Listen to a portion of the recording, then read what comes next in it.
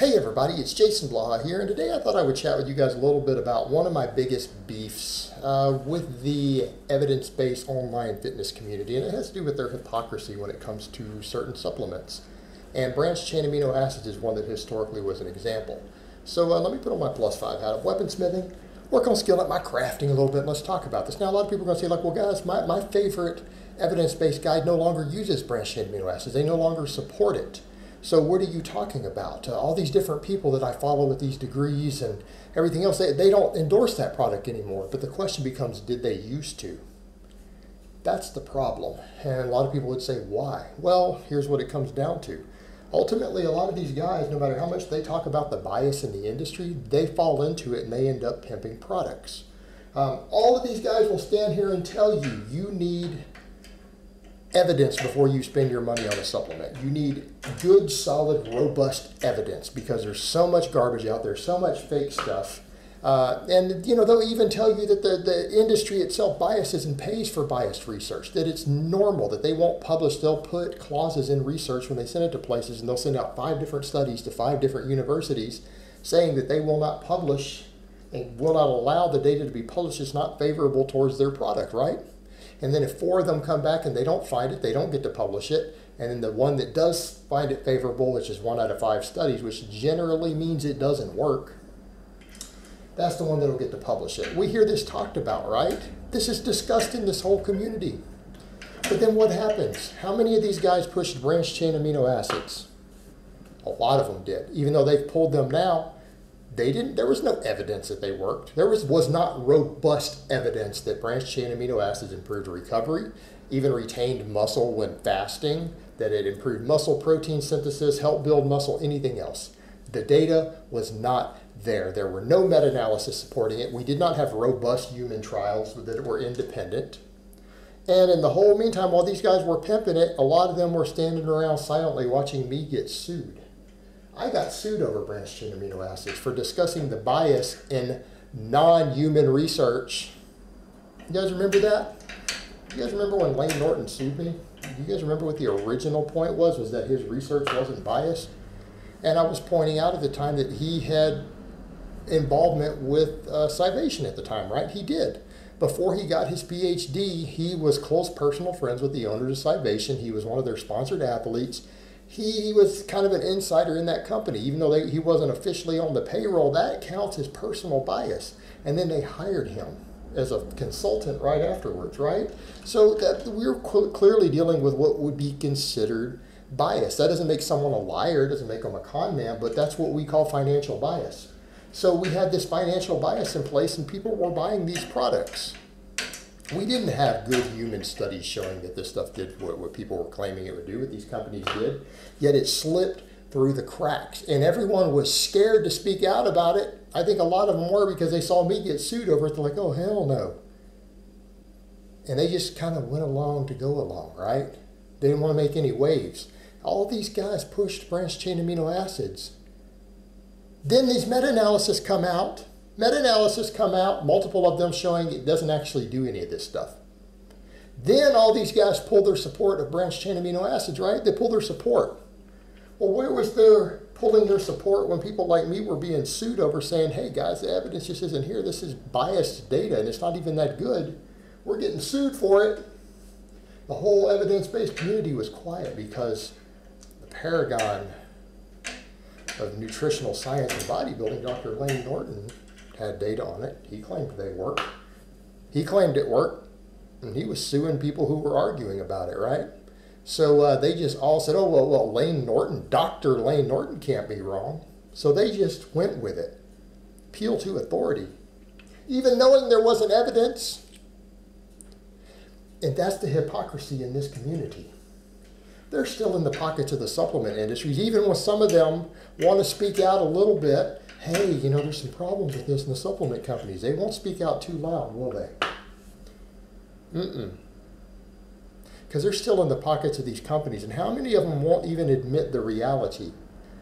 The supplement industry isn't allowed to make products that work. It is illegal for them to make products that work. Let's just be honest here. So anyone who's evidence-based, who's pimping supplements, other than something like creatine, which is slipped through the cracks. Now, there have been proposed bans on creatine because it does seem to help build muscle. I mean, that's actually a point of contention, right? That's been debated whether it should be outlawed, whether it should be banned in sports. And once something gets banned in sports, it becomes a controlled substance real quick. They ban it real quick and make it illegal in America, don't they? It becomes a controlled substance. So, I mean, creatine is one of those that somehow has managed to slip through only because it's really cheap, really inexpensive, has good studies, seems to be pretty safe, and there's a long history of use and allowing it in sports in spite of that. So, therefore, it hasn't been slapped down. But generally speaking, if a substance is proven to work with robust clinical trials and meta-analysis, it's very likely to be outlawed and become a controlled substance. See, there's a catch-22, isn't it?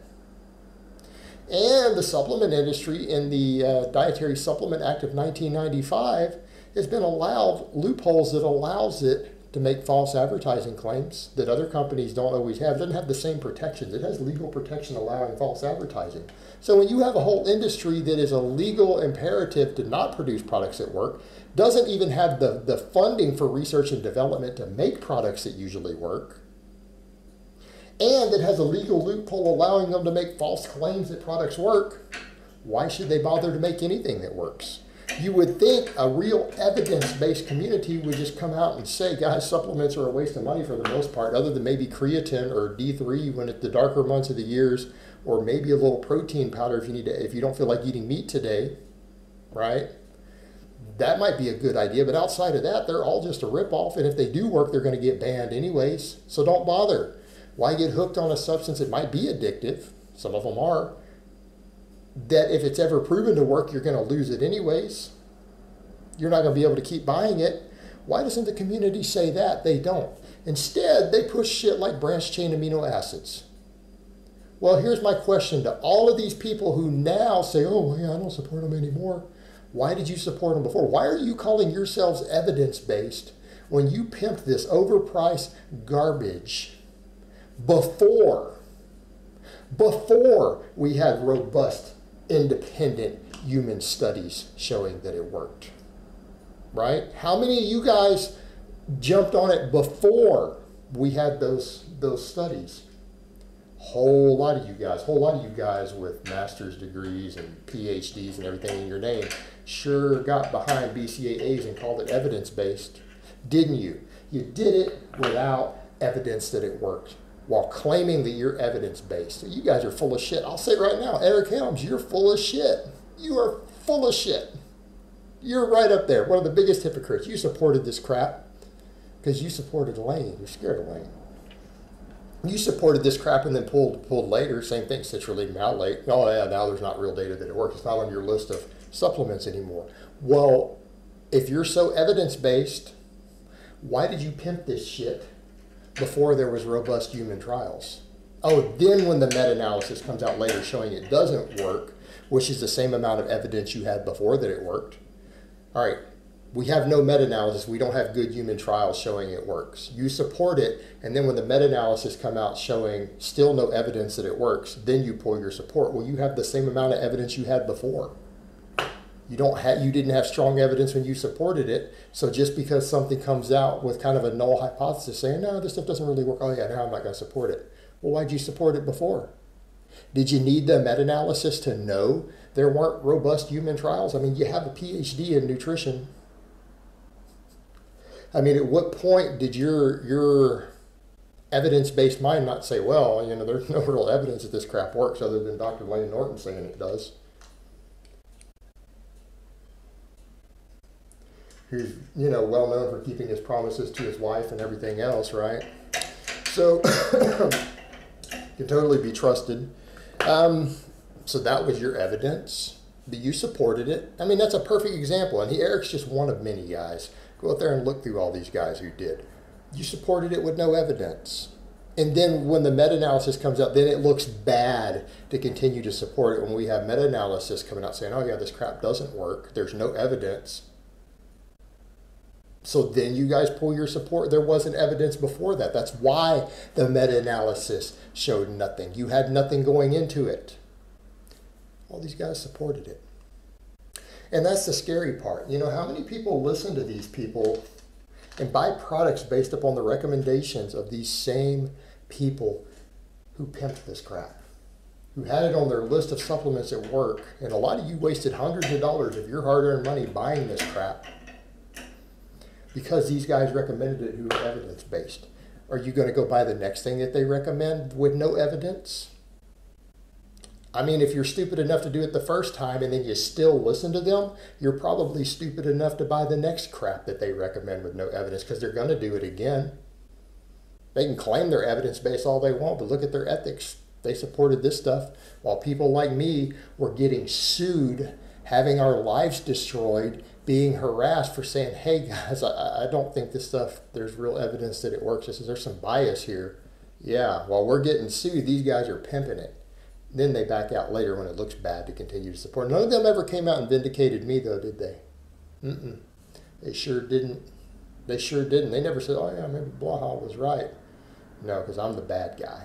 I'm the bad guy. I'm the guy who pokes holes in everyone's dreams. These guys are all on trend. They're not on branched chain aminos. No one wants to hear. That's not very profitable, is it? You guys can't make money off that. Mm-mm. Yeah, let's not put out good knowledge and good information if we can't make a buck off of it. Maybe we'll come up with a new way to recruit the bicep on a cable concentration curl. Because, you know, guys haven't figured out how to build biceps already. All right, guys, but that's really all I have to say on that today. I hope it's been informative, and I will talk to you guys next time.